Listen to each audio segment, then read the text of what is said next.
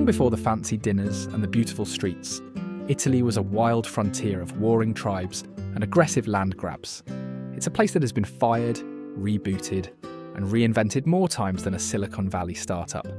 From the glory of the Caesars to the genius of Da Vinci and the modern economic miracle, this is the story of a peninsula that simply refuses to stop amazing the world. So, let the adventure start. Imagine Italy about 3,000 years ago. It wasn't the picture-perfect postcard of fancy dinners and beautiful streets we know today. It was more like a wild frontier. Then, around 800 BC, you had Greeks settling in the south, and a group called the Etruscans hanging out in central Italy. Right in between them, a few different tribes like the Latins and Sabines teamed up to build a tiny town called Rome. At first, Etruscan kings actually called the shots in Rome, but by 510 BC, the Romans kicked the kings out and started one of the most aggressive land grabs in history. And by 117 AD, Rome was the ultimate world superpower. But hey, nothing lasts forever, right?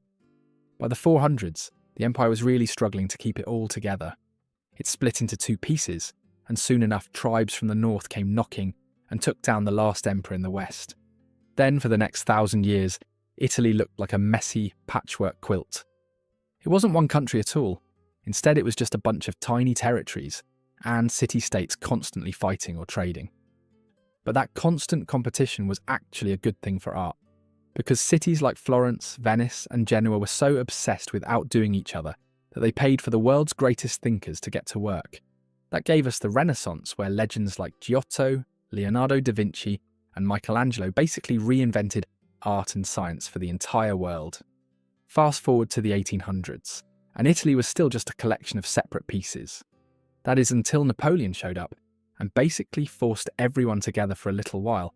And even though he didn't stay, he gave Italians a taste of what it felt like to be one big nation. This then kicked off a movement called the Risorgimento, which is a fancy way of saying the rising again. After a lot of conflict and wars, the Kingdom of Italy was finally born in 1861.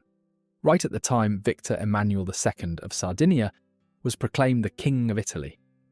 Then by 1870, Rome finally joined the party, and for the first time in over 1,000 years, the peninsula was officially one country. Now, the 1900s were, well, they were a lot. After fighting in World War I, the country was left broke and pretty miserable. That's when Benito Mussolini stepped onto the scene. He promised to bring back the glory days of the Roman Empire through fascism. But instead he dragged Italy into a disastrous alliance with Nazi Germany during World War II. By 1945, the war was over, and the Italian people were ready for a total reboot. That's why in 1946 they held a massive vote to fire the king and become a republic. This led to what people call the economic miracle, a time of insane growth where Italy transformed from a simple farming society into the global powerhouse for high-tech cars and fashion we see today. Which brings us to modern Italy, and this time's a fascinating mix of opposites. You've got super modern industries in the north and deep, old-school family traditions in the south. Sure, they've dealt with their fair share of political scandals and the mafia, but through all that drama, Italy remains the world's cultural heavyweight. Fun fact, they have more UNESCO World Heritage Sites than any other country on the planet, which is honestly the coolest thing about Italy, because history isn't something stuck in a dusty textbook. It's literally the wall you're leaning against while you're eating your favourite gelato. Another thing about Italy is that it's one of the most recognisable countries on the planet, sitting right in the heart of the Mediterranean. It covers over 302,000 square kilometres, which is roughly 116,000 square miles, making it one of the largest and most diverse spots in Europe. Up at the top, it shares borders with France, Switzerland, Austria, and Slovenia. But it also has two tiny countries tucked entirely inside its borders, which are San Marino and the Vatican City. In the northern part of the boot, the rugged Alps dominate the skyline. These are massive, jagged peaks with valleys carved out by ancient glaciers. Nestled right below them is the famous Northern Lake District. This is where you will find beautiful, deep blue spots like Lake Como, Lake Garda, and Lake Maggiore. And just below those mountains lies the Po Valley, home to the Po River, which is the longest river in the country. It's also where most of the big factories and cities like Milan, Turin, and Genoa are located. Now, if you follow the spine of the country all the way down the peninsula, you are looking at the Apennine mountain range. They have the southernmost glacier in Europe, called Calderone. As you move into central Italy through places like Tuscany, the land turns into those famous rolling hills and grassy plains you see in paintings. Believe it or not, people actually turned old, soggy swamps into solid land hundreds of years ago, just so they could build more of the beautiful cities we love today, like Florence and Rome. Another thing, since Italy is a peninsula, it is surrounded by water on 3 sides. That creates a massive coastline of 7,600 kilometres, or over 4,700 miles. You have the Adriatic and Ionian seas on one side, and the Ligurian and Tyrrhenian seas on the other. This coast has a bit of everything, from flat, sandy beaches to dramatic, rocky cliffs that look like they are straight out of a movie. As you head further south toward the toe of the boot, things get even more exciting. This is where you will find Mount Vesuvius near Naples, which is the only active volcano on the main part of the European continent. Then you have the islands, which feel like their own little worlds. Sicily is the big one, and it is the largest island in the whole Mediterranean, at about 25,711 square kilometres, or nearly 10,000 square miles. It's rugged and home to the giant Mount Etna. Then, not far away, is Sardinia, the second largest island, which is famous for its ancient granite mountains and buried minerals. There are also smaller, glamorous spots like Capri and the volcanic Aeolian Islands. So, that's the gist of the landscape.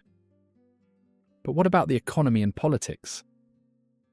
Since 2022, the country has enjoyed some rare political stability under Giorgia Meloni, Italy's first female prime minister.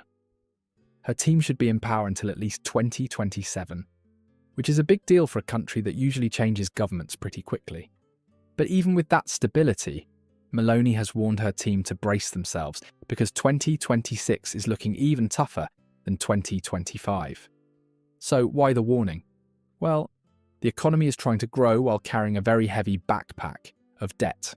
The country's GDP grew by about 0.7% in 2024 and is expected to tick up by 0.5% in 2025 and 0.8% in 2026. Right now, Italy's projected 2025 GDP is around $2.4 to $2.5 trillion. Most of that growth is powered by people inside Italy buying things, and the government spending massive amounts of European Union funds on new buildings and roads. Without that homegrown spending, the numbers would look a lot flatter, especially since foreign demand for Italian goods has been a bit of a drag lately. If you're looking for a silver lining though, just check out the job market. It's actually doing great. The unemployment rate is expected to drop to around 6.1% by 2026, and in just 1 month recently, the workforce added 75,000 people. Wages are also finally starting to recover, with pay expected to grow by 2.9% in 2025. That's helping families keep up with the cost of living, even though real pay is still a bit lower than it was a few years ago. But going back, we have to talk about the elephant in the room. That massive public debt. It's the second highest in the Eurozone and is projected to hit a whopping 137.4% of its GDP by 2026. To fix this, the government is trying to pull off a miracle by raising about 12 billion euros. That's roughly $14 billion in new taxes through 2028. They're even taxing big banks and insurers more, which has definitely raised some eyebrows. On the global stage, Italy is navigating some choppy waters.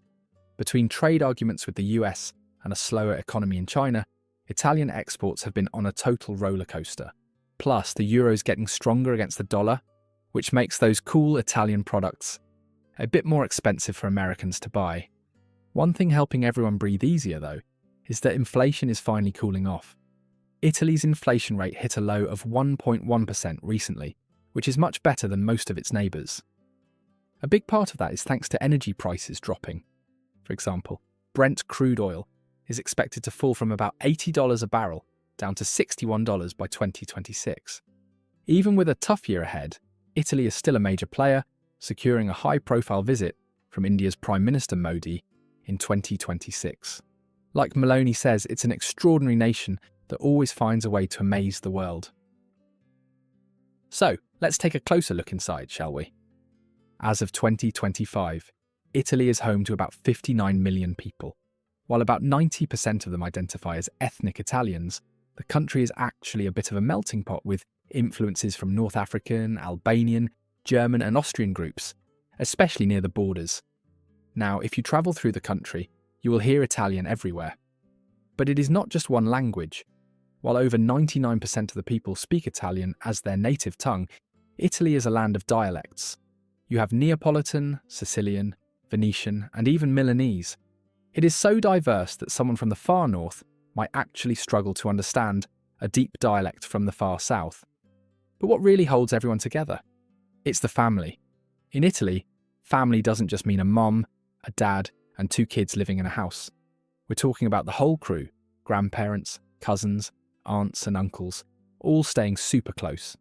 However, things are starting to look a little different these days.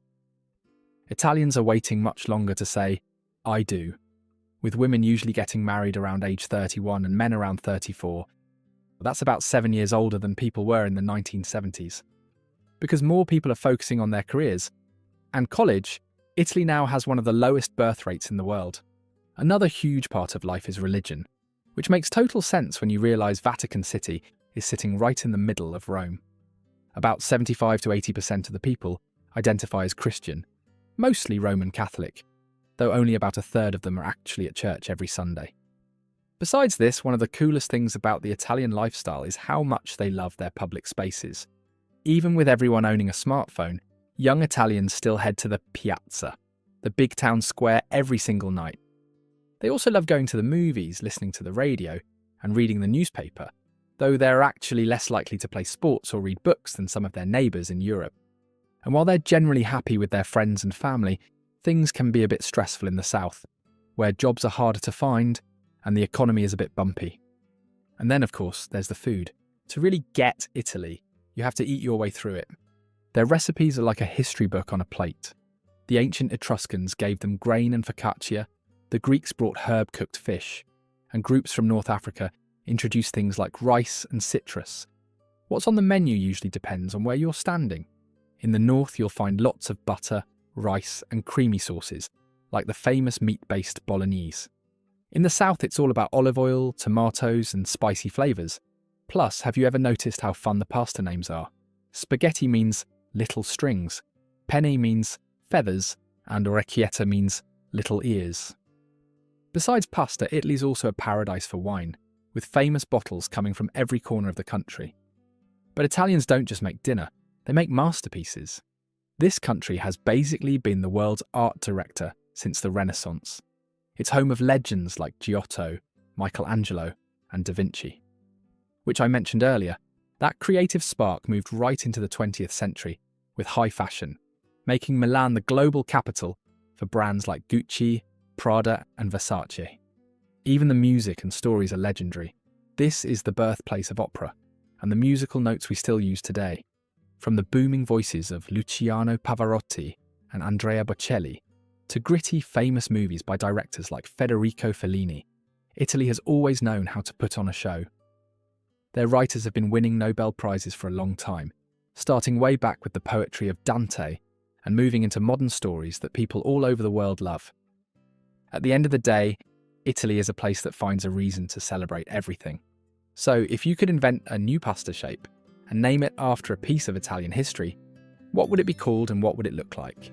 Share your creations down in the comments. But in the meantime, if you enjoyed this video, you'll love this next one.